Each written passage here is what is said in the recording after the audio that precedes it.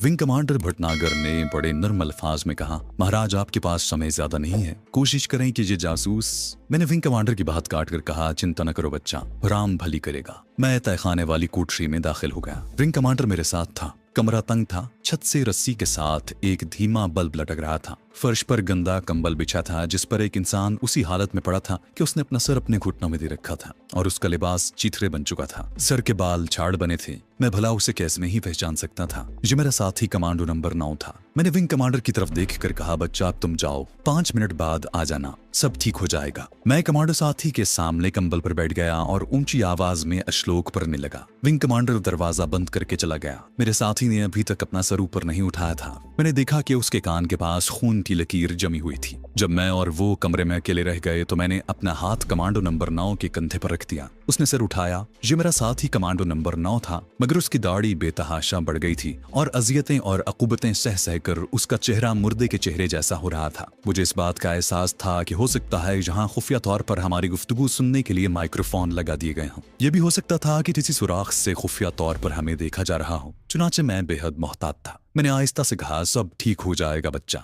ये वैसे भी जुमानी जुमला था। मेरे साथी कमांडो ने भी मुझे पहचान लिया था, लेकिन मैंने आंखों से इशारा किया कि खबरदार जबान से कुछ ना बोले, खामोश रहो। मैंने आंखों के डेले दाएं बाएं घुमाकर इशारा किया कि हो सकता है हमारी गुफ्तगू सुनी जा रही हो। फिर ऊंची आवाज में कहा, बच्चा तो क्यों अपनी जान पर जुल्म कर रहा है? क्यों नहीं बता देता कि तेरे साथी कहाँ हैं और तेरे दिल में कौन से राज हैं? मेरे साथी कमांडो ने भी मौके की नजाकत के पेश नजर अदाकारी करते हुए कमजोर मगर पुरएतमाद आवाज में कहा, मर जाऊंगा, जबान नहीं खोलूंगा। मैं अश्लोक पढ़ने लगा।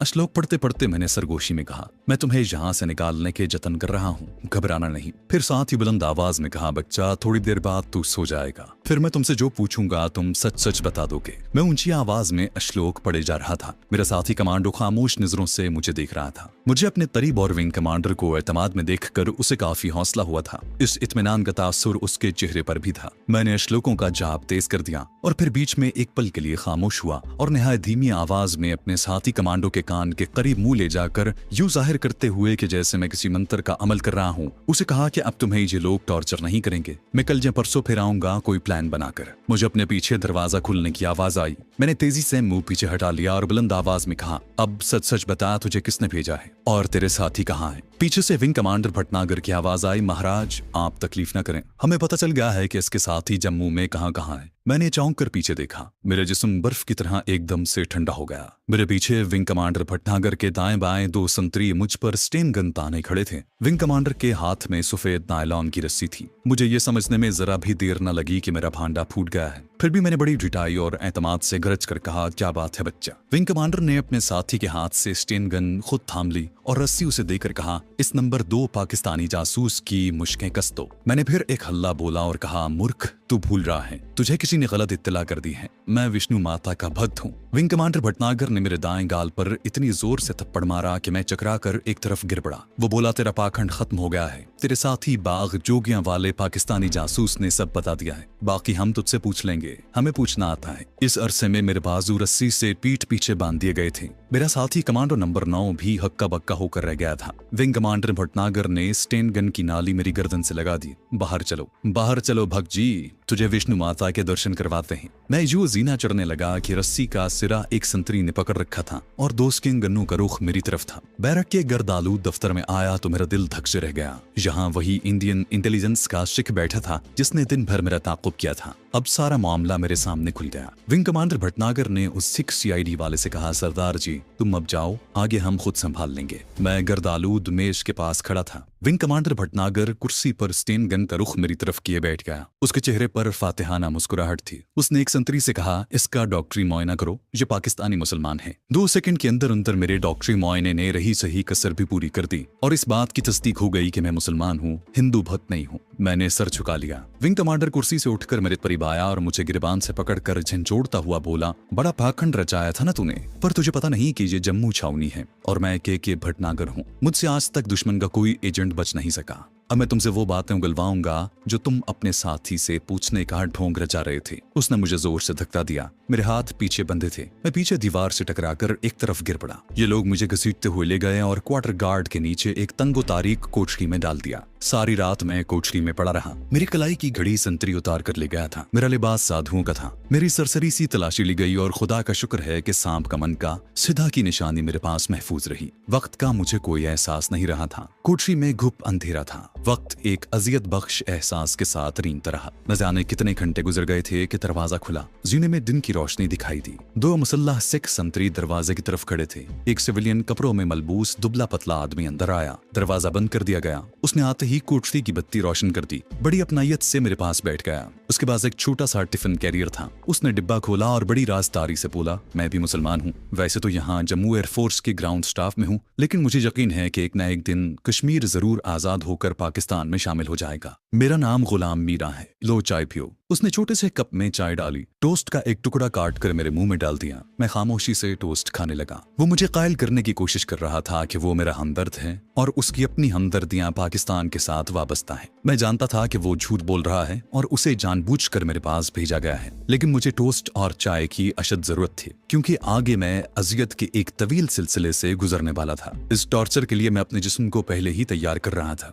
क्योंकि मैं उनके टॉर्चर से अब बच नहीं सकता था। गुलाम मीरा बराबर बातें किए जा रहा था। वो लाहौर, सियालकोट और कराची की बातें करने लगा। मैंने 4 टोस्ट खा लिए थे और चाय का दूसरा कप पी रहा था। मैंने गुलाम मीरा की तरफ गहरी नजरों से देखा और कहा, मैं पाकिस्तानी जासूस नहीं हूँ। मुसलमान जरूर हूँ, मगर जनूबी हिंद का रहने वाला हूँ। गुलाम मीरा बोला, जनूबी हिंद के थे तो फिर तुम इस पाकिस्तानी जासूस से मुलाकात करने क्यों आए? मैंने कहा, इसलिए कि विंग कमांडर चाहता था कि मैं पाकिस्तानी जासूस से राज उगलवाऊं। गुलाम मीरा एक सेकंड के अंदर अंदर हिंदू डोगरा बन गया। उसने उल्टे हाथ से मेरे मुंह पर इतनी जोर से थप्पड़ मारा कि कप मेरे हाथ से छूट कर परे गिर पड़ा। बोला, तुम सीधी तरह नहीं मानोगे। और ये कहता हुआ 2-4 ठुड्डे मेरे पेट पर मारकर बाहर निकल गया। दरवाजा बंद कर दिया गया। बत्ती जलती रह गई थी। मुझे दीवारों पर स्याह धब्बे नजर आए। ठुड्डों से मेरे पेट में शदीद दर्द होने लगा था। कुछ देर मैं सुकुड़ा सिमटा बैठा रहा। फिर जरा अफाका हुआ तो उठकर दीवार के काले धब्बों को देखा। ये मुझे इंसानी खून के छींटे लगे। मेरी कमर में चूंटियां सी रेंगने लगी। उस हिंदू डोगरे के जाने के कोई 20-25 मिनट बाद 4 संतरी खटाक खटाक करते कोठरी में आ गए। इनमें से 2 संतरियों के हाथों में स्टेन गन्ने थी, 2 खाली थे। उन्होंने आते ही मेरी आंखों पर पट्टी बांधी और मुझे जीने पर घसीटते हुए बाहर ले गए। मेरी आंखों पर बंधी पट्टी के अंदर सुर्ख सी रोशनी फैल गई। इसका मतलब था कि बाहर दिन की रोशनी है। मुझे कुछ देर तक चला कर ले जाया गया, फिर उठाकर किसी ट्रक में डाल दिया गया। सीट से मैंने अंदाजा लगाया कि ये कोई ट्रक है। फिर ट्रक के पीछे तरपाल गिराने की आवाज आई और ट्रक स्टार्ट होकर किसी नामालूम मंजिल की तरफ चल पड़ा।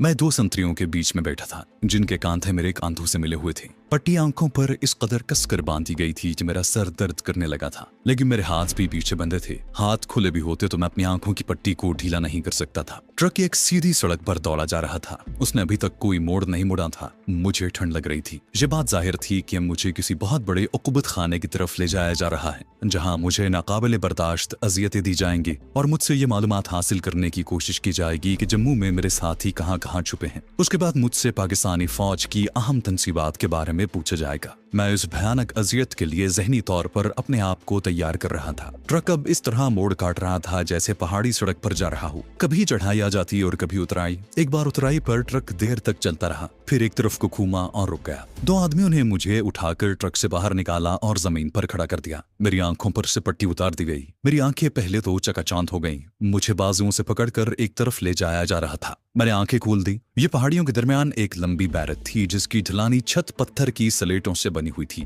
बैरक के लंबे बरामदे में 2 खाली चारपाइयां बिछी थी। मैं उन चारपाइयों के पास फर्श पर बिठा दिया गया। इर्द गिर्द वीरानी और गहरा सन्नाटा था। किसी परिंदे के बोलने की भी आवाज नहीं आ रही थी। 2 आदमी वहीं खड़े रहे। 2 संतरी एक तरफ से डबल मार्च करते आए और मुझे डंडा डोली करके उठाकर एक कमरे में लाकर डाल दिया। दोनों के कंधों से स्ट्रेन दिन्ने लटक रही थी। छोटे से कमरे में सिवाय एक मिट्टी के मटके के और कुछ नहीं था। दरवाजा खुला और विंग कमांडर भटनागर अंदर आ गया। उसके पीछे पीछे एक आदमी कुर्सी और टेप रिकॉर्डर उठाए हुए था। कुर्सी पर विंग कमांडर बैठ गया। टेप रिकॉर्डर फर्श पर रख दिया गया। माइक उसने मेरी तरफ करके कहा, गधे की औलाद, अपने आप सब कुछ बता दोगे तो बच जाओगे। बोलो, तुम किसके साथ बॉर्डर क्रॉस करके आए थे? जम्मू कश्मीर में तुम्हारे साथी कहाँ हैं? तुम्हारे साथी पुल तबाह करने के बाद कहाँ छुपे हुए हैं? मैंने कहा, जो कुछ आप मुझे समझ रहे हैं मैं वो नहीं हूँ। सच ये है कि मैं लाहौर का गुंडा था। लाहौर में गुंडों की पकड़ धकड़ शुरू हुई तो मैं बॉर्डर क्रॉस करके इधर आ गया। भटनागर मुझे खा जाने वाली नजरों से देख रहा था। बोला, लेकिन तुम तो साधु का भेष बदल कर मेरे घर आए और तुमने अपने साथी कमांडो से मिलने पर इसरार किया था।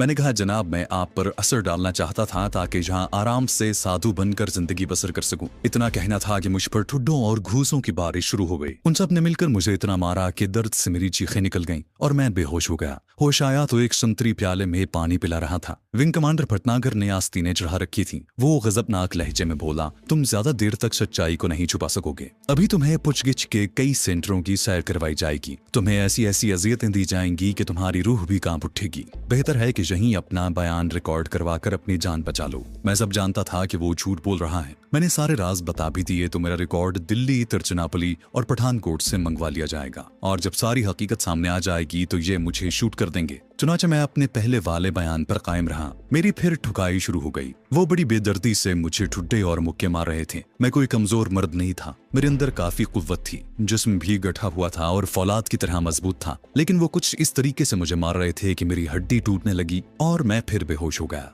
होश आया तो कमरे में अकेला फर्श पर पड़ा था। अंग अंग दुख रहा था। बड़ी मुश्किल से मैंने मटके में से थोड़ा सा पानी निकाल कर पिया और ठंडे फर्श पर सीधा लेट गया। दिल में तरह तरह के ख्याल आने लगे। कभी अपने साथी कमांडो नंबर 9 का ख्याल आता कि उस पर क्या गुजरी होगी। कभी ये सोचता कि अब मेरा क्या अंजाम होगा। जहां से फरार मुझे एक नामुमकिन बात नजर आ रही थी, लेकिन मैंने हौसला नहीं हारा था। उस वक्त मेरा सारा बदन फोड़े की तरह दुख रहा था। कमबख्तों ने बहुत बुरी तरह से मुझे पीटा था। ये कोई अजियत नहीं थी। मैं खूब जानता था कि अभी मुझे आलात उकूबत के जरिए अजियत दी जाएगी। मैंने आंखें बंद कर ली। न जाने क्यों मुझे उस वक्त शाहफाम सिथा का ख्याल आने लगा। बुजुर्ग के मुकद्दस नक्श का भी ख्याल आया। ये सारे जराए, सारे राब्ते मुझसे टूट चुके थे और मेरी कोई मदद नहीं कर सकते थे। न जाने दिन का क्या वजह होगा कि एक संतरी दरवाजा खोलकर अंदर आया और मेरे पास एक टीन का डब्बा रखकर वापस चला गया। मैंने उठकर देखा, टीन के डिब्बे में 2 सूखी रोटियां ठुसी हुई थी। भूख लग रही थी, मजबूरन सूखी रोटियां खाई, पानी पिया और जगह जगह से दुखते बदन को सहलाता रहा। रात को फिर पूछगिछ का सिलसिला शुरू हो गया था। जब मैं अपने साबिका बयान पर ही कायम रहा तो विंग कमांडर भटनागर के इशारे पर 2 संतरियों ने मेरे गले में कपड़ा डाला और उसे कसना शुरू कर दिया। मेरी आंखें बाहर को बुलाईं, सांस उखड़ गया, नजर के आगे तारे नाचने लगे। मैं बहाना बनाकर बेहोश हो गया कि कमबख्त, इस जानलेवा अजियत से कुछ देर के लिए तो निजात मिलेगी। उन्होंने मुझे बेहोश पाकर एक बार फिर लातों ठुड्डों से मारना शुरू कर दिया। मेरी चीखें निकल रही थीं। भटनागर मुझे गालियां देते हुए बार बार कह रहा था, कब तक नहीं भगोगे। 2 दिन और 2 रातें मेरे साथ यही सुलूक होता रहा। मैं अधमुआ हो गया था। जिस्म दर्द से फटा जा रहा था। बड़ी मुश्किल से अपनी जगह से हरकत कर सकता था। तीसरे रोज मुझे खाने को न दिया गया, सिर्फ पानी पीकर गुजारा करता रहा। चौथे रोज मुझे 2 सूखी रोटियां खाने को मिली और 5वें रोज मेरी आंखों पर पट्टी बांधकर मुझे वहां से निकाला गया। मेरे अंदाजे के मुताबिक मुझे एक बंद ट्रक में बिठाया गया था और ट्रक किसी नामालूम समत रवाना हो गया। करीबन 1 घंटे बाद मेरी आंखों पर से पट्टी खोल दी गई। अब मेरे हाथों में हथकड़ी डाल दी गई थी। 2 संतरी मेरे दाएं बाएं और एक संतरी ट्रक में मेरे सामने बैठा था। उनमें एक सिख था जो इंडियन एयरफोर्स की वर्दी में थे। ट्रक देर तक चलते रहने के बाद एक जगह रुका। मुझे डबल रोटी के 2 टुकड़े और चाय दी गई। कुछ देर रुकने के बाद ट्रक फिर अपने सफर पर रवाना हो गया। अभी मालूम न हो सका था कि मुझे कहाँ ले जाया जा रहा है। ट्रक तिरपाल से ढका हुआ था। छोटे छोटे सुराखों में दिन की रोशनी अंदर आ रही थी। ट्रक अब पहाड़ी रास्तों से निकलकर मैदानी इलाके में आ गया था और दरमियानी रफ्तार से चल रहा था। सूरज गुरूब हो रहा था कि ट्रक एक जगह घूमकर रुक गया। संतरी तिरपाल उठाकर बाहर कूद गए। बाहर जाते ही उन्होंने स्टेन गन्ने तान ली। मुझे ट्रक से बाहर निकाला गया। मैं एक रेलवे स्टेशन के सामने खड़ा था। भला इस रेलवे स्टेशन को मैं कैसे नहीं पहचान सकता था। इस शहर से मेरी कमांडो जिंदगी का आगाज हुआ था। ये अमृतसर का रेलवे स्टेशन था। लोग एक साधु को हथकड़ी में देखकर जमा हो गए। जब उन्हें मालूम हुआ कि मैं पाकिस्तानी जासूस हूं तो मेरे खिलाफ नारे लगने शुरू हो गए। संतरी मुझे बड़ी मुश्किल से लोगों के दरमियान से निकालकर रेलवे स्टेशन के अंदर ले गए। मुझे वेटिंग रूम में मुसल्लाह संतरी की हिफाजत में फर्श पर बिठा दिया गया। वेटिंग रूम की घड़ी रात के 8 बजा रही थी कि मुझे बाहर निकाला गया। प्लेटफॉर्म पर जनता एक्सप्रेस खड़ी थी। लोग एक बार फिर मेरे गिर्द जमा हो गए। संतरियों ने मुझे एक फौजी डिब्बे में बिठाया और डिब्बे के दोनों दरवाजों पर मुसल्लाह गार्ड खड़े हो गए। 8:40 पर जनता एक्सप्रेस अमृतसर से रवाना हुई। स्टेडियम वाला पुल गुजर गया। कंपनी बाग वाला पुल भी गुजर गया। शरीफपुरे की रोशनियां नजर आने लगीं। ये भी पीछे रह गईं। ट्रेन ने रफ्तार पकड़ ली थी। 9:30 बजे ट्रेन जालंधर के रेलवे स्टेशन पर पहुंची तो मुझे बाहर निकाल दिया गया। मैं समझ गया कि मुझे जालंधर के मिलिट्री इंटेरोगेशन सेंटर ले जाया जा रहा है। अमृतसर के बाद यही पंजाब का सबसे खतरनाक और खौफनाक इंटेरोगेशन सेंटर था, जिसका नाम सुनकर बड़े बड़े जासूसों की रूह कांप जाती थी। स्टेशन के बाहर मेरे स्वागत के लिए चारों तरफ से बंद फौजी जीप तैयार खड़ी थी। जालिंधर शहर के बाजारों से गुजरती जीप जालिंधर मिलिट्री इंटेरोगेशन सेंटर के दरवाजे पर जाकर रुक गई। ये दरवाजा किसी जेल खाने से कम नहीं था। मुसल्लाह गार्ड का पहरा था। ग्यूड़ी में एक दफ्तर था जहां मेरे बारे में जरूरी इंदराज वगैरह किया गया। मेरी आंखों पर पट्टी बांधी गई। 2 सफेद पोश इंटेलिजेंस वाले मुझे हथकड़ी समेत एक तरफ लेकर चले।